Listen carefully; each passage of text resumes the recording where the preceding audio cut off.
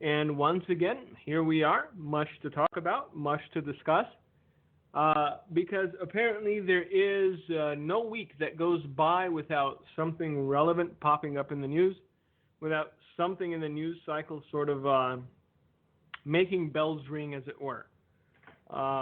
We are not live right now.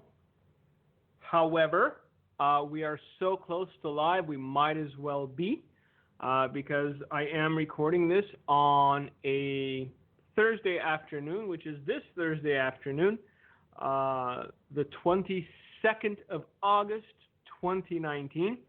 But whenever I can, I do like to record these just a few hours early, because that way it allows me to spend time with my family, have dinner with them, play with my girls, do fun stuff. So thank you for your understanding. Like I said, I try to make these as fresh as possible because the news cycle is such that if you recorded 2, 3, even 4 days in advance, it's already too late.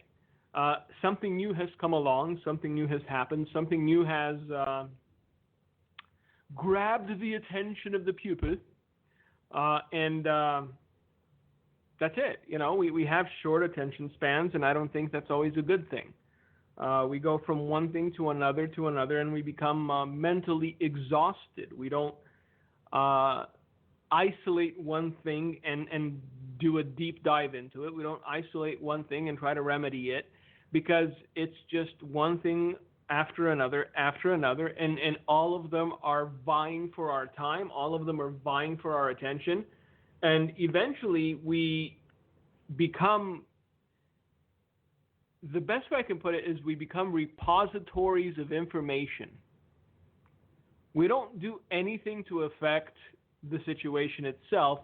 We just consume. We become consumers of information. We become repositories or depositories, if you will. And I don't think that's a good mindset to have. So today we're going to get into what has happened in Illinois. I wrote an article about it this morning, and while I was writing this article, the only thing that was going through my mind is, what more can these people do? How much further into the depths of darkness can we descend? And they confirmed that they can, because I found a new article, and it's not by, some offshoot thing. It's not by some unknown magazine. It's an article that was actually published in Newsweek. So it is a reputable magazine. It is a reputable publication. And when we start talking about exactly what it is that they're putting forth as a query, you will understand that depravity has no bottom. The depths of depravity keep going and going and going, and just when you thought that, hey, okay, it can't get any worse, somebody finds a way to make it worse. But first I want to get into this article I wrote. If you didn't know, recently the governor of Illinois signed a bill into law that's mandating public schools to teach LGBTQWXPPY, whatever else letter there is in that whole thing, history. So that's the crux of the article I put together, because they're going after the kids. They're trying to get to the kids as early as possible and trying to normalize something that is an abomination, that has no continuity of species in and of itself. So I'm going to read the article to you first. Then we're going to get into, the newest thing to pop on the radar, the newest thing to sort of become a topic of conversation. And there are so many things that are happening. There are so many things that are being pushed. Things that 20, 30 years ago people would have discounted and dismissed offhand. It would have made them blush or think the individual trying to pushed the particular point was insane, but no longer. So, today's writing was called Rewriting History, and it begins thusly. Recently, the governor of Illinois signed a bill into law mandating that public schools now teach homosexual history. That's right. I will not go down the rabbit trail of LGBT, whatever it is. It's homosexuality. Therefore, it's homosexual history. As one can expect from a jelly-spine church still suffering from the meat sweats due to the last successful potluck, there has been very little pushback or uproar. It is a foregone conclusion that this faux history will be painted in the best possible light. And by the time they're done putting together the curriculum,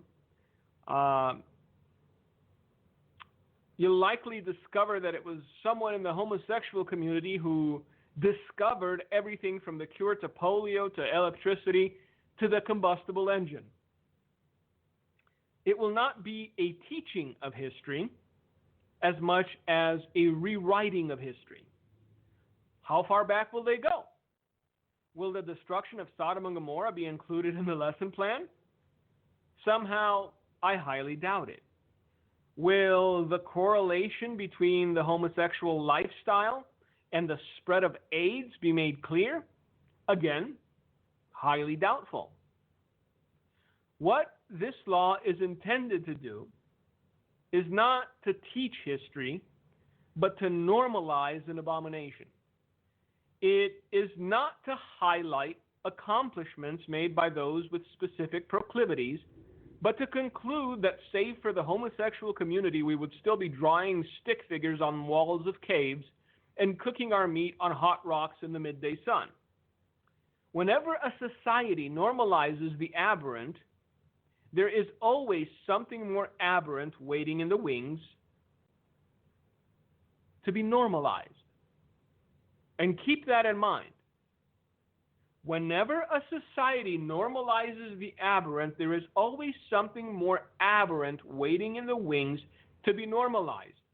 This particular sentence dovetails into what we're going to get into, and the thing that, quite frankly, disgusted, shocked me, but didn't surprise me, because I know the nature of evil, and you should too. I know that evil doesn't stop. It doesn't say, "Hey, we've done so much to attempt the destruction of morality, family, decency, and everything else. Maybe we should take a break." No. Full throttle, pedal to the metal, continuous, non-stop attempt at destroying civilization. That is what evil does. But let's continue with this article. What this law is intended to do is to teach history, is not to teach history, but to normalize abomination. I've said it before, and I will say it again. To say that this is an exaggeration is a non-starter, because we have seen it play out in real time over the past few years. We went from normalizing homosexuality to normalizing transgenderism to lobbying for the age of consent to be lowered to 10. Then we went to branding parents who have a problem with their preteen daughters seeing fully grown men in wigs in the girls' bathroom as bigoted. Every news story that paints the sexually aberrant in a negative light gets squashed instantly.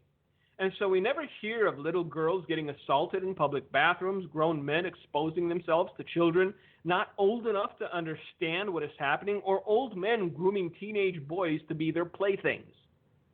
Nothing to see here. Move along and keep your mouth shut. If you want to talk about it, you guessed it, you're a bigot. Nobody wants to have an honest conversation, because the perverts and the pederasts have become a protected class. And we are sacrificing our children's innocence on the altar of inclusivity and tolerance. Look, they're already teaching children who should have no other concern than whether or not the fireflies they caught in the mason jar will survive the night about anal intercourse and oral copulation. And I know there are some people right now hearing my words that are clutching their pearls, as it were, and looking for a fainting couch.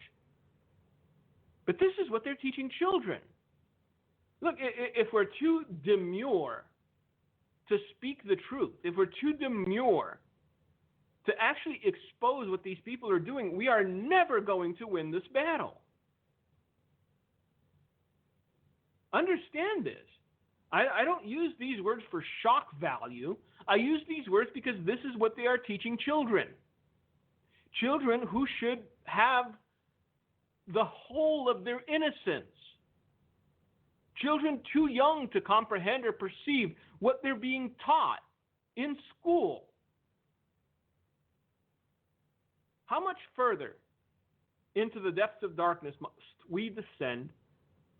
How much more of our children's innocence must we surrender before the church pushes back?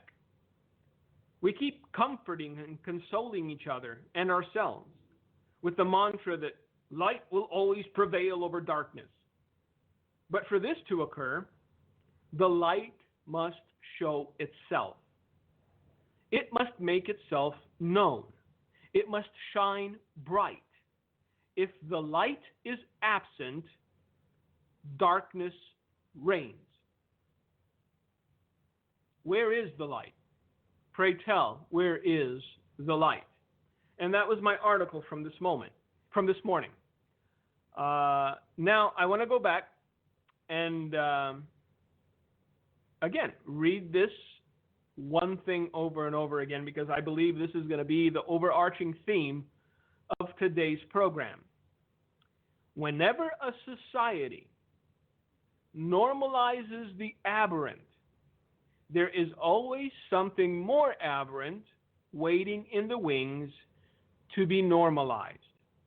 And with that, I take you to a Newsweek article posing a question to one and all.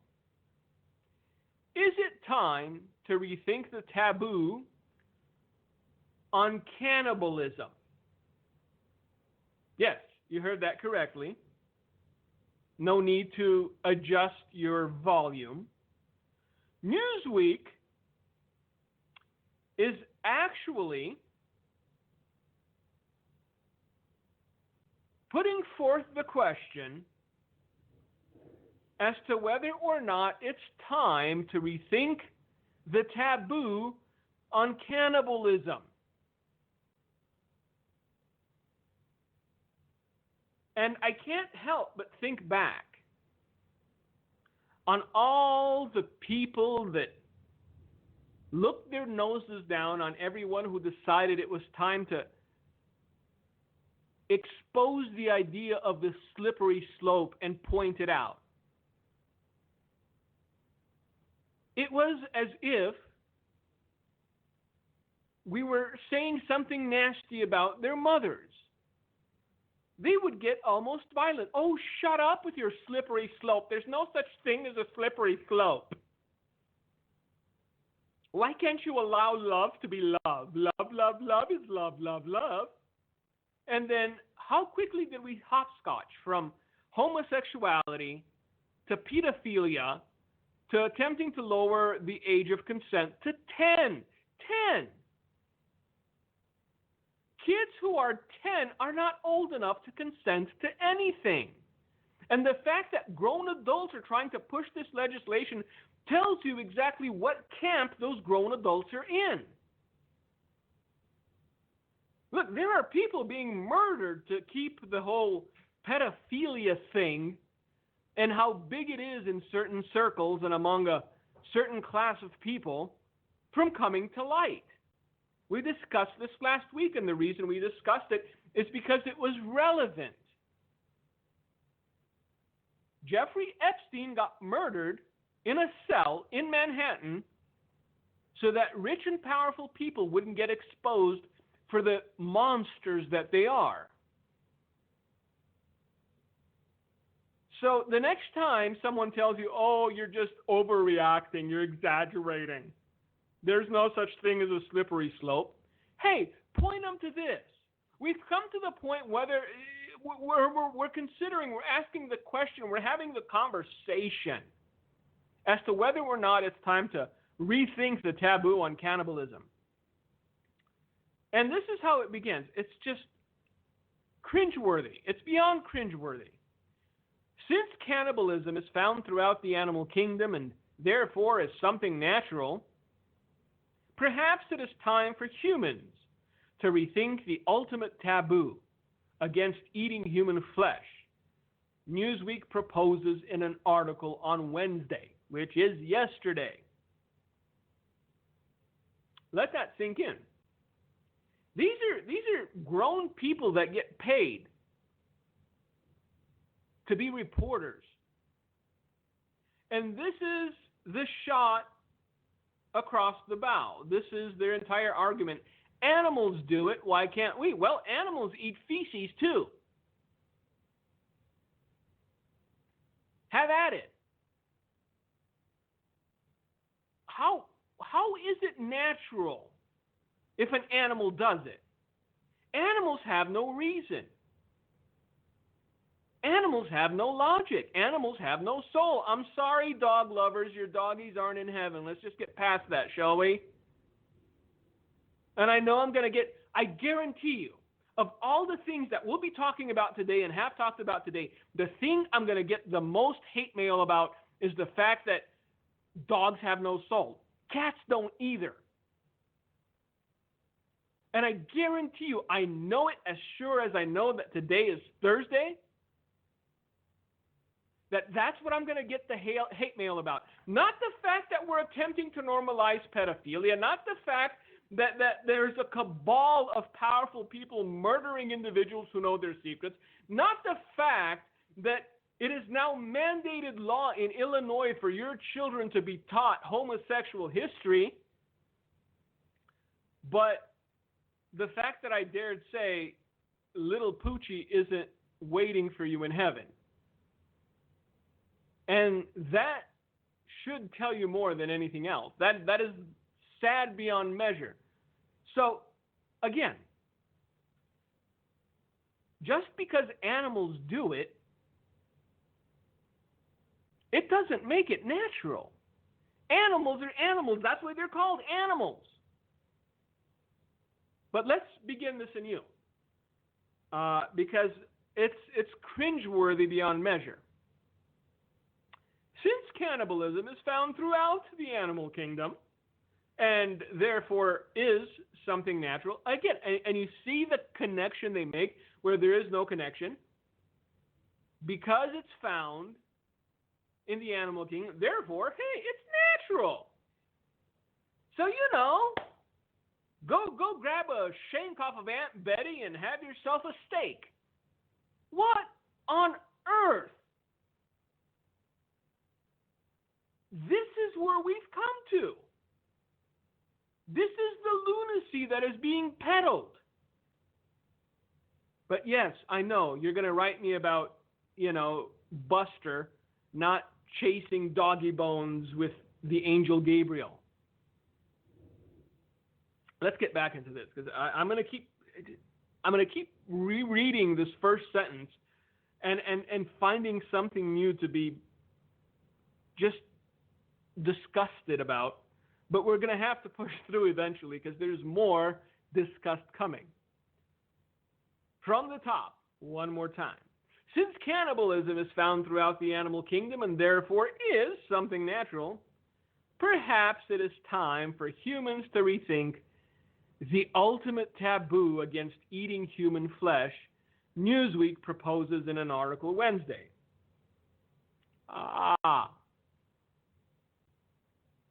But again, I'm going to push through. I will push through. Next sentence, here it goes. There is nothing necessarily unethical or unreasonable about eating human flesh, declare psychologists Jared Piazza and Neil McClatchy of Lancaster University. These people should be put in a white padded room. They should be institutionalized and never allowed to talk to other human beings again except for to ask for water and food. If this is the conclusion you come to as a psychologist, you should turn in your diploma. There is nothing necessarily unethical or unreasonable about eating human flesh. Really? How have we come to this? Look, I remember when was it? Jeffrey Dahmer, because he was from Wisconsin. I remember when that was a national headline for months on end.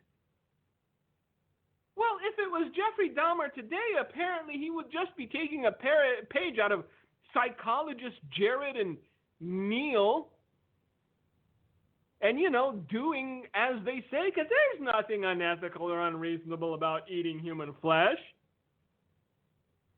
Look, understand the depravity to which we've sunk. Because once you understand the depravity to which we've sunk, you will also understand that judgment is necessary, that judgment is deserved, that we have come so far that the only thing that can cleanse is fire. It's astounding. We're only into the second sentence. And the hair on the back of my neck is just, So again, second sentence, beginning. There is nothing necessarily unethical or unreasonable about eating human flesh, declare psychologists Jared Piazza and Neil McClatchy of Lancaster University. Lancaster University should have its papers pulled. They should not be allowed to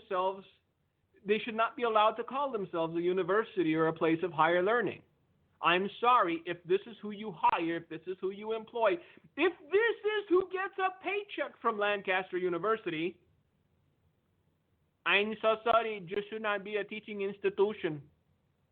So, but be careful reasoning over the merits of cannibalism.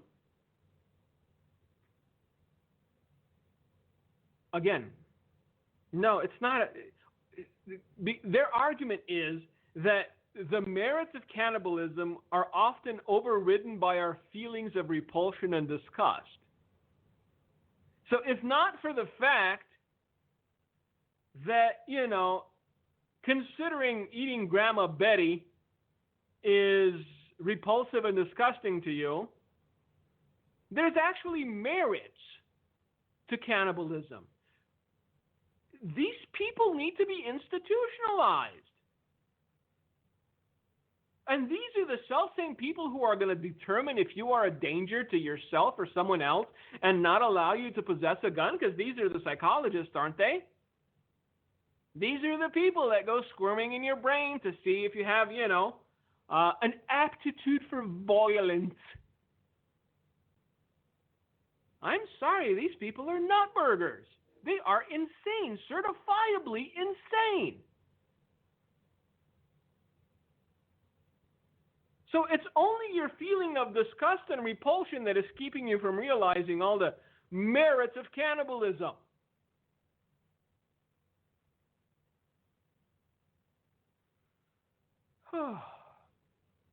Now, it continues. We got a lot to cover. It continues. While not going so far as to recommend cannibalism, like keto? Saying there's no need to overcome our repulsion for the foreseeable future, the two authors suggest that humans could master their aversion for human flesh if they needed to. No. Many people develop disgust for all kinds of meat. It's not meat. It's a human being.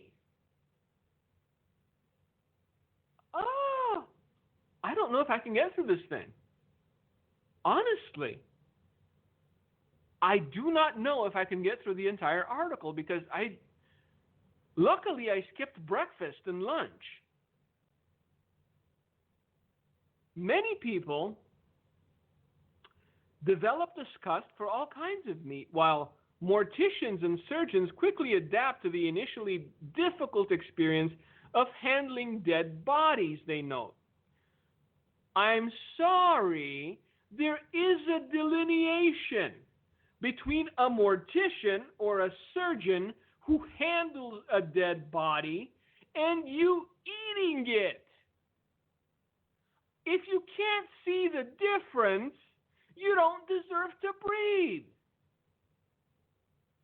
So you're conflating a mortician's acceptance of dealing with dead bodies and a surgeon's acceptance of dealing with dead bodies and saying, hey, if you're a mortician and deal with a dead body or cut yourself a nice flank steak from Bob, same thing. Are you insane?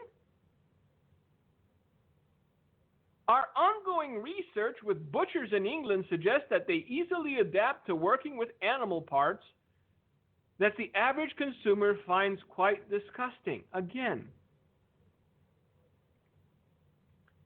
we're conflating butchers who butcher pigs and cows and chickens with carving up a human being and saying, hey, you'll get used to it. Don't worry about it. You may be averse to it at first, but you'll get used to it. Unbelievable. Moreover, the psychological revulsion experienced over the prospect of consuming human flesh is not the product of reason and may even contradict reason, they write.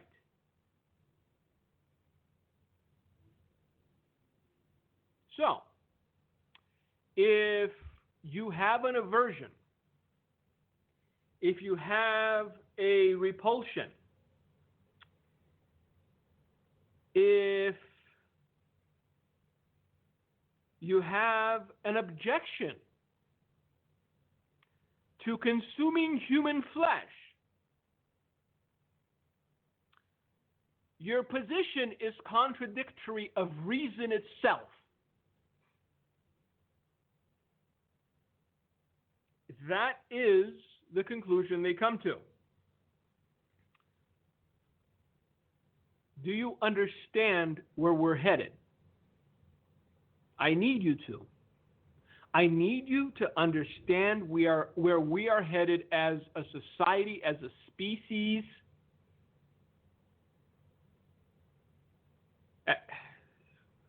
I'm flabbergasted. Very rarely am I speechless. The last time I remember being speechless is when I held my youngest daughter in my arms right after she was born. I was the same way with my oldest daughter. It is a moment where it leaves you speechless. This is one of the few times that I'm speechless. Because just like everything else that is being normalized, they're going to continue to chew away at the edges. They're going to start calling people who oppose this kind of monstrosity unreasonable. Why can't you just be reasonable? So yes, now the push is for cannibalism. Because the devil never sleeps. And the church has given up ground and territory on everything else. Why not float this particular balloon? Why not try this just ultimate betrayal of everything decent? But let's continue. Because yes, there is more. Survivors of the famous 1972 Andes plane crash waited until near starvation before succumbing to reason and eating those who had already died, they propose. So basically, they were unreasonable for not starting to hack up those who died within 20 minutes of the plane crash. This is their conclusion. Why did you people wait until you almost starved?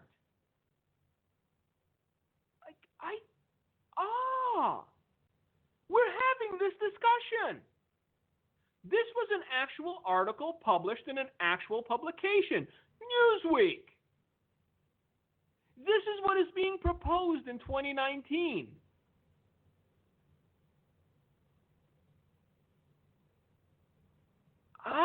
It's my skin's crawling. When I'm done with this, I'm going to have to go home and take a boiling shower.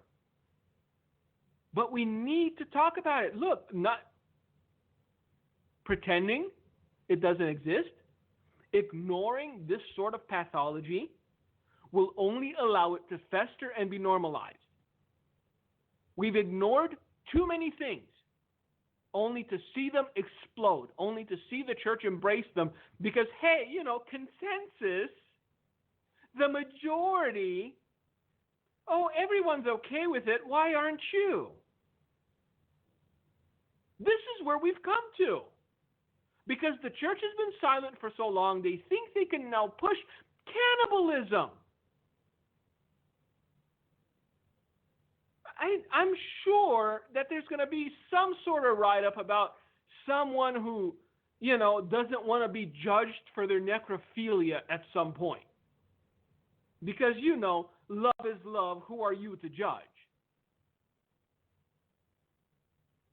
This is what silence begets you.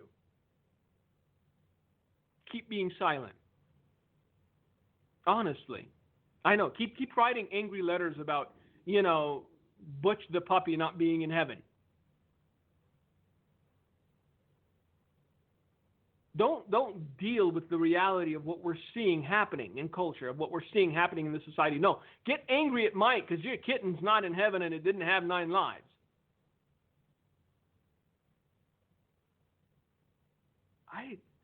I'm at this point, isn't judgment deserved? Isn't it a long time coming? Isn't it past due even? I don't know, just asking. Let's continue. Roll up your sleeves.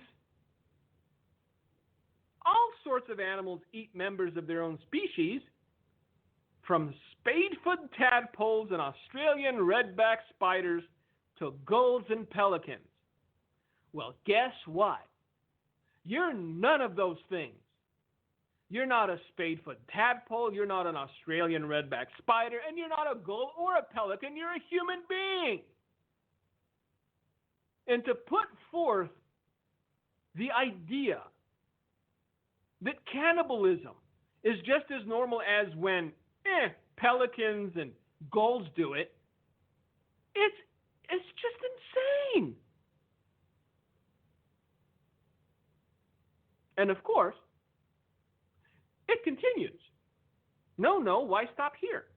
And cannibalism can even be found among mammals, they add, as with many rodents as well as bears, lions, and chimpanzees, because they are animals. They have no soul. They do not acknowledge a creator. They do not understand that it is wrong, evil, unspeakably taboo to consume the flesh of another human being as a human being. Yet humans seem entrenched in their conviction that anthropophagy is simply wrong. How can you be so narrow-minded? How can you be so dense? Why would you remain entrenched in your conviction that anthropophagy is wrong? Because it is. That's why most people believe it's wrong and remain entrenched in their conviction, because it is. Human revulsion towards cannibalism stems from our tendency to associate personhood and flesh, the authors propose, even when the flesh in question is no longer living. even if we can bring ourselves to deem cannibalism morally acceptable, really, that's what we jump to now. So in one breath, we went from, humans still have a revulsion, and it's sort of a entrenched conviction that we shouldn't, to, even if we can bring ourselves to deem cannibalism morally acceptable, we can't silence our thoughts about the person it came from, really. And so our bias against eating human flesh persists. So, maybe if it's someone you didn't know, it's like eating a pet. If your pet was a pig, if you named it, it's a lot harder, to enjoy the bacon. So what they're saying is, hey, maybe someone you don't know. If it's Uncle Bob or Aunt Betty, you might have an aversion. But what if you didn't know him? Maybe we can bring ourselves to think cannibalism morally acceptable then, huh? Unbelievable. The way we interact with animals shapes the way we categorize them.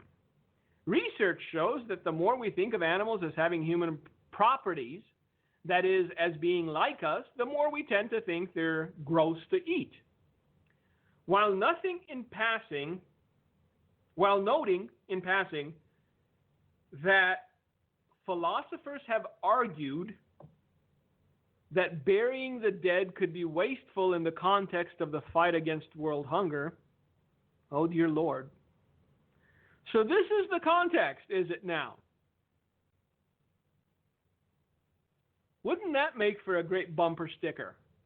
Don't bury your dead, eat them. Because now we've thrown world hunger and the fight against world hunger into the mix.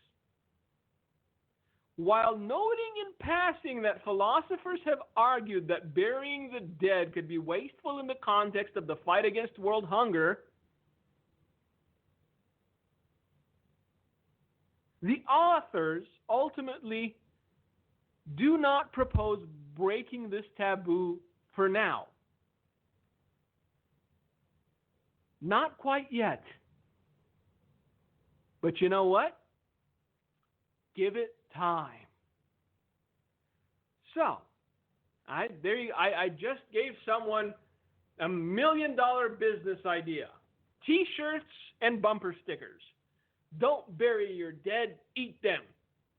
As per the psychologists at the reputable University Lancaster. So this is the madness with which we must contend. This is the lunacy that we have to push back against. And if we are unwilling to call it what it is, if we continue to get sidetracked, sidelines, distracted,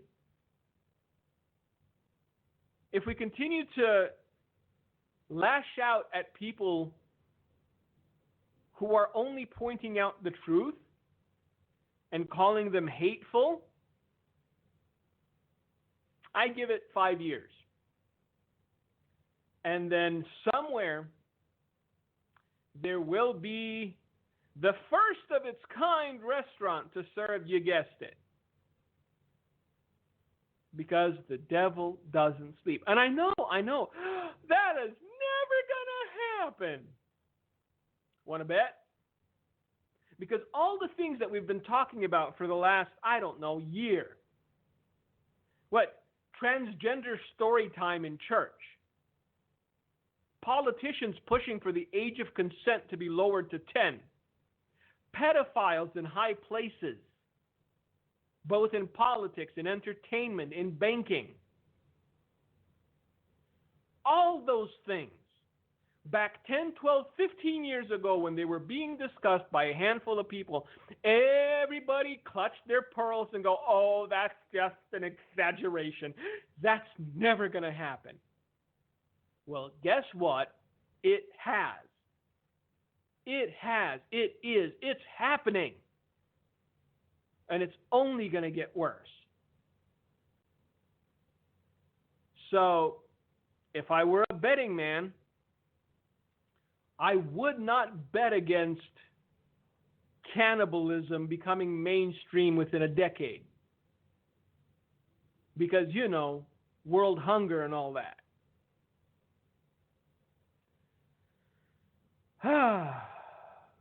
That's where we are.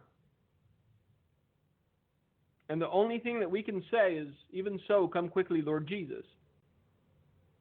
However, there are far too many believers who think that from this moment until the moment of Christ's return, they have no responsibility other than to gaze at their navels and see how big they can build the ball of lint that they pick out of their navels. That's it. Oh, brother, why should we contend with darkness when Jesus is coming? Because you are light. By your very nature, you are supposed to contend with the darkness. You are supposed to beat back the darkness. You are supposed to defeat the darkness. The only way it's not happening is if your light is hidden under a bushel. Understand that. By your very nature as a child of God, you ought to be at war with the darkness. By your very nature as a child of God, you ought to push back against the things that you know are abominable to God. Not embrace them, not tolerate them, not validate them, not promote them, not ignore them, but fight. And I fear that the church has lost its fight. It's lost its taste for battle. And so we're going to go along with practically anything as long as the world leaves us alone. And what we're not realizing is that the world might be leaving us alone, but the devil isn't. And so he's sniping our young people. He's sniping our leaders. And you have churches that are dwindling in number, for whom the average member was alive when Abraham Lincoln gave his 77 years ago speech. You have every television show, every personality, every singer, songwriter, / whatever else they call themselves, artist, if you will, demeaning morality, demeaning godliness, demeaning holiness, making it seem as though it's something for, the old fogies. Because one thing the devil knows how to do is play the long game. One thing the devil knows how to do is be patient enough where if he can't get to the present mature generation, he's going to go after the one that's up and coming. And this is why this whole nonsense about teaching homosexual history mandated by the state is so dangerous. They are indoctrinating children. They are propagandizing children. They're taking something that God considers an abomination and normalizing it. They are robbing children of innocence. And on the other side of it, you've got the brain trust at Lancaster University saying the one way that we can be sure to end global hunger is to start eating each other.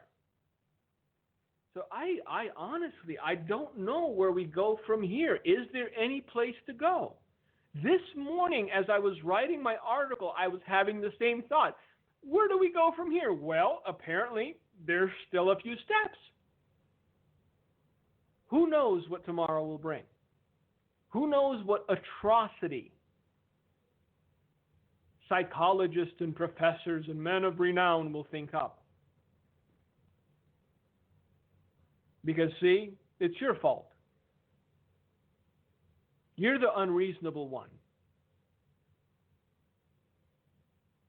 Stop being so unreasonable. Just go along with what these monsters say. So, clap along with everyone who yells abortion at any moment, at any time, for any reason. I don't know, maybe Planned Parenthood could have Jared Piazza and Neil McClatchy of Lancaster University as honorary board members. Because right now they're selling the remains of babies for research. But, once cannibalism gets going, it'll open up a whole new market. Dear God, help us. And again, I keep coming back to this because I need to hammer it home. If the church is unwilling to stand, if the church is unwilling to fight, if the church is unwilling to put itself in uncomfortable positions for the sake of the truth, then there's no point in me doing this program and me writing anything and anyone doing anything else except huddling down with their families, isolating themselves, and praying that when the end comes, it comes quickly.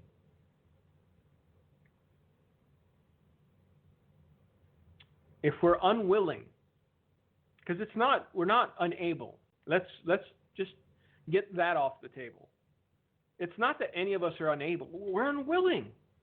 We're unwilling to put ourselves in an uncomfortable position for the sake of the truth. And apparently, these lunatics are not unwilling to put themselves in uncomfortable positions for the sake of a lie.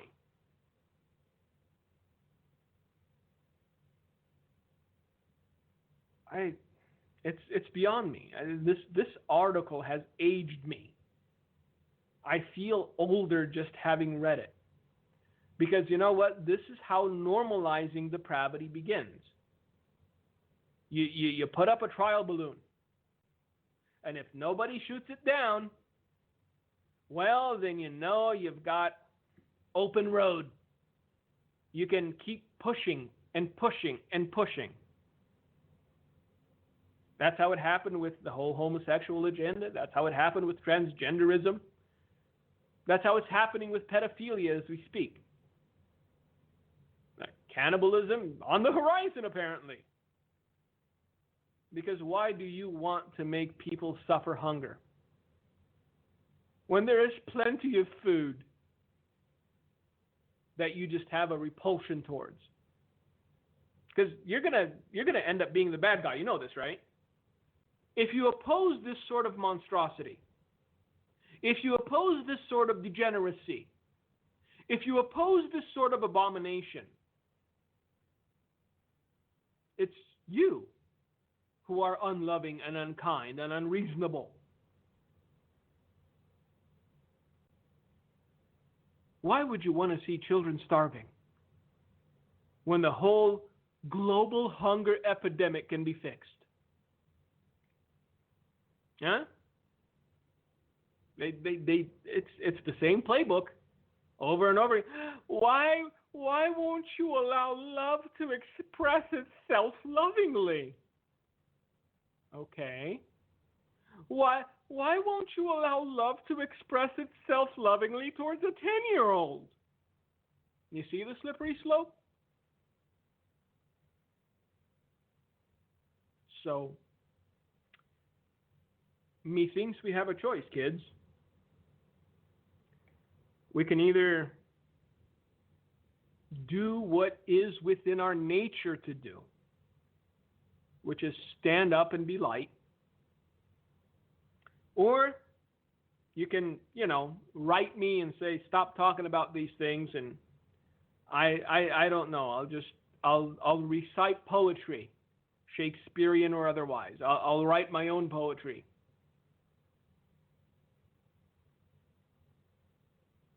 It's a sad day. It's a sad day when humans can become as based as animals and justify it, and turn around and call those who see a problem with that unreasonable. So I'm looking forward to your angry letters about, animals and souls and whatnot, because I know they're coming. But before you write, consider everything else that we've talked about. Consider what the important topic was. And then if you still feel the need to write an angry letter, by all means. I've gotten plenty in my life. What was it? I recently upset someone because I shop at Walmart. And how dare I? Well, because they have cheap diapers and children poop. So that's why I shop at Walmart.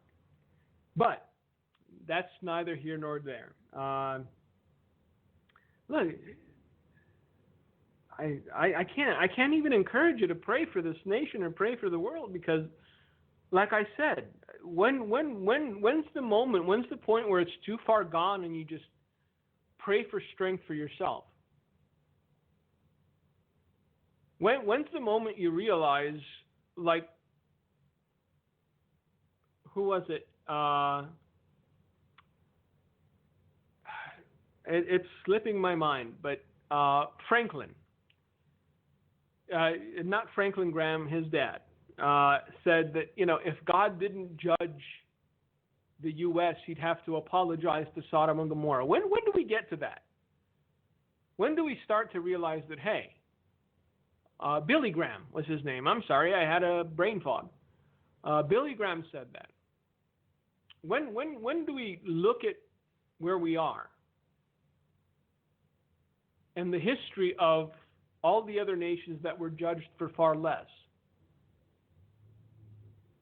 and realizing that we're no more or less important than them, submit to the idea that judgment is deserved?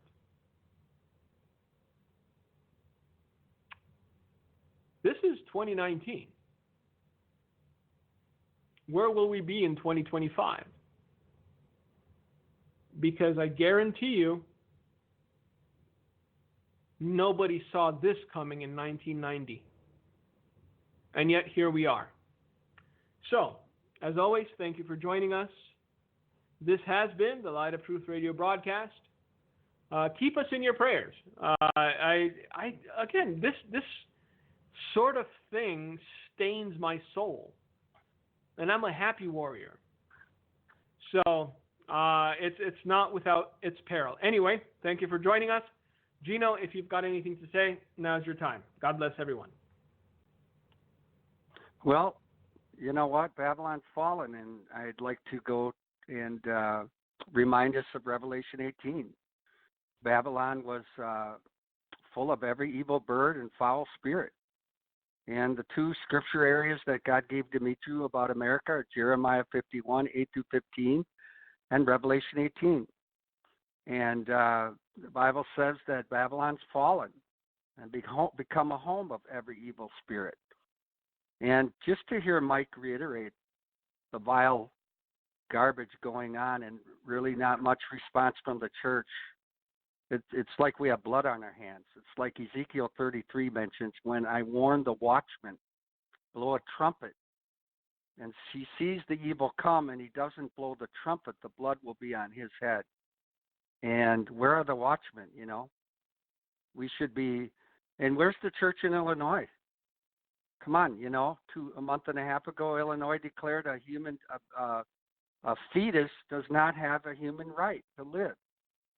There's no human rights in Illinois for a fetus. That's demented and crazy. It's like Nazi Germany. And then they came out and do allow infanticide, that you can have a delivery of a baby, and if you don't want to fulfill that delivery, you can have the baby murdered.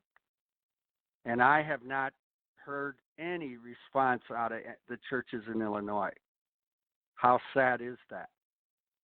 We had 4 heartbeat bills overturned in one day by Governor Evers in Wisconsin. I do believe there is an element of people in Wisconsin opposing this crazy governor's agenda. And by the way, Wednesday night, August 28th, we will be having Representative Scott Allen at our church in Watertown at Christian Life Family Church at 6:30 p.m. He will be sharing about how we can advocate against the gay pride flag from ever flying above our state capitol again. That meeting's going to be at 211 South 3rd Street, Watertown, next Wednesday. You know, gay pride parades, where's the opposition to that? There should be an outcry of the church in every city that they have gay pride parades, like Nashville, like the Bible Belt. And so it's watchmen that aren't watching and aren't on the wall and aren't advocating against this tyranny of evil. There are some watchmen out there, don't get me wrong, but Mike's right.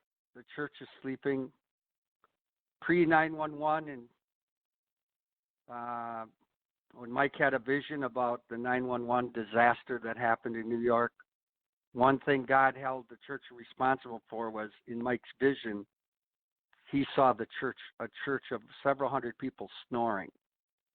We're there again.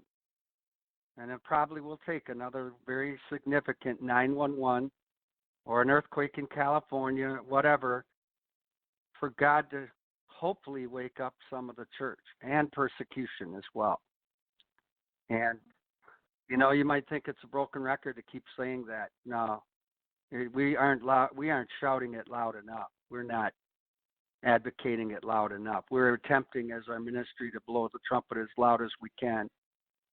But believe me, the church needs to wake up, stand up, speak up, and stand against evil and what's going on. So we'll try to get this program. We'll play it tonight at 7 o'clock, and then we'll have it up on YouTube tomorrow. God bless you. Thank you for listening to today's broadcast, The Light of Truth with Michael Boldea. If you would like to order a copy of today's broadcast, please visit our website at handofhelp.com. If you have questions about our ministry, you can email us at handofhelpoffice@aol.com or simply call us at 920-206-9910. God bless you.